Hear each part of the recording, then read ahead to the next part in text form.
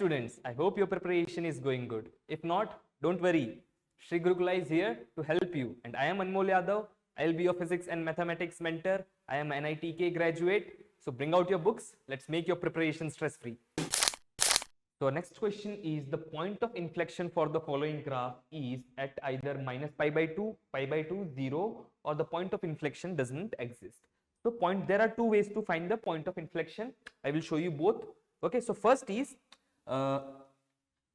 since this is the graph of a sine x, so y is equals to sine x we'll assume. So concavity is changing at that point at which the second differentiation of this function will be 0. Means if this is our f of x, means the point at which f double dash of x will be 0, all the values of x at which f double dash of x will be 0, at that point the function will be changing the concavity.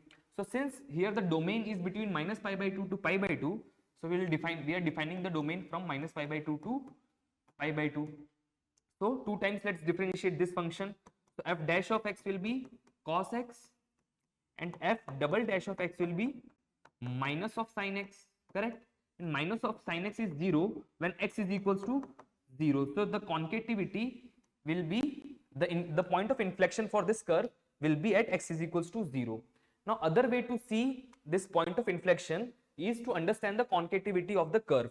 So concavity means at which point, like initially, like before 0, from here to here. If you will see the curve, from here to here, you will see there is a concave part which is facing upward, and after 0 you will see a concave part, similarly a concave part which is facing downward. So at that point where the concavity of the curve is changing, that will be our point of inflection. So in this case, before 0 it is concave upwards, after 0 it is concave downwards. So 0 will be our point of inflection. I will be back soon. Till then, keep practicing. This is Anmol Yadav from Sri Gurukula signing off.